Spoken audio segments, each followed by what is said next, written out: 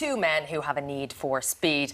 One fancies himself as a racing car driver. I'm not sure I'd get behind the wheel with him myself, but he is very funny, so maybe I would. He is indeed. And the other is actually a racing car driver.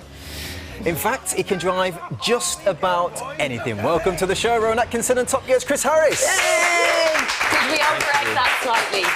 He was like, I'm not a racing car driver. I'm not a racing driver. We'll let you away with it. Rowan, you're a car nut, which I think a lot of people will know. But do you remember where you learned to drive? Well, yes, on my father's farm. You know, I spent a lot of time as a child on the farm, and that's kind of where I got to, you know, my ambition was to drive tractors. You know, that's what I wanted to do, which is what I did. Yeah. And then at the age of 12, my mother's Morris Minor convertible had developed a problem and it was no longer road drivable, so I managed to mend it and I had it on the farm from the age of 12. So nice. It was a Morris Minor convertible that I decided to improve by taking as many bits of the body off as I could possibly, so I just cut all the wings, you know, it was down to its basic monocoque, which is the bit underneath, and I just used to drive that around for years and years and years. And that's how the love started. It was a fantastic, and that's, I'm afraid, where it began. Lovely. Right. Now, Chris, this is a big moment for you, isn't it? Because in your younger days, when you were supposed to be revising for your GCSEs, you was apparently reading Rowan's column here in a magazine about cars. Well, he was the most famous comedian actor on British television, but actually he had a cameo writing for this magazine called Car, which was the Bible for people like me. Nice. So I'd sit there reading his words. You know, the guy that inspired your career. Blackadder was writing about his Aston Martins. Martins. That's amazing. And I remember the Mercedes 500e that used to put a paperclip in to get rid of the traction control. That's right. All these things. Dear me, you remember more. Yeah. It's not quite stalkerish, but when he said monocoque, he said monocoque, I did kind of shudder a bit. On the edge. It is very visual. 10 minutes long. The episodes are very bingeable. Yeah. There's cliffhangers at the end of each one. It's so much fun to watch. How was it to make?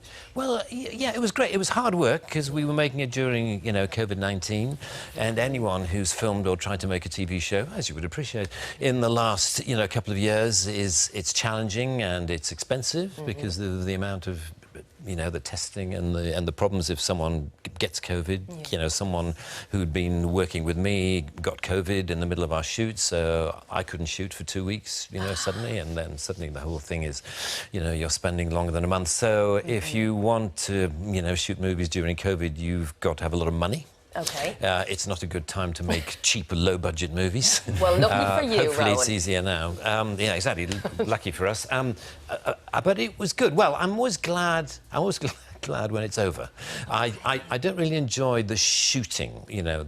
I enjoy the script writing. I enjoy, you know, we spent a year and a half, 2 years actually, you know, trying to write the thing and compose the thing, and I enjoyed the post-production, the bit afterwards, but the bit of actually shooting, I get quite stressed about, because I'm always convinced that whatever I've done, I haven't done as well as I could do it, and that's a difficult thing. And so you studied as an engineer. Yes, I did. And so it strikes me that you're very methodical and technical in your approach to comedy. Is that fair to say? We try to make it at least logical, you know, because it's quite difficult plotting out a story of how a man battles with a bee.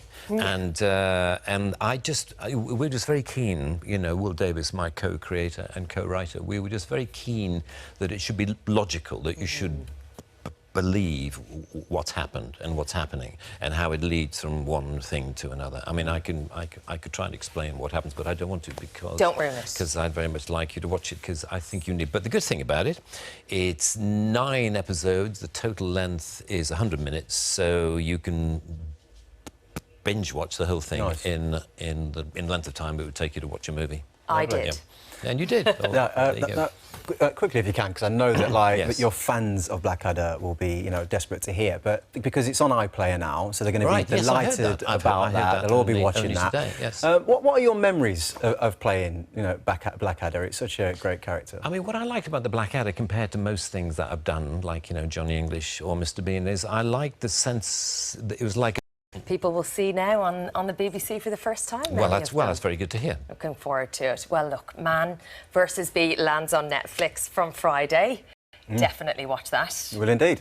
Yeah. Thank you. Thank you to you both as well. We are out of time. Thank you so much. A massive, massive thank you.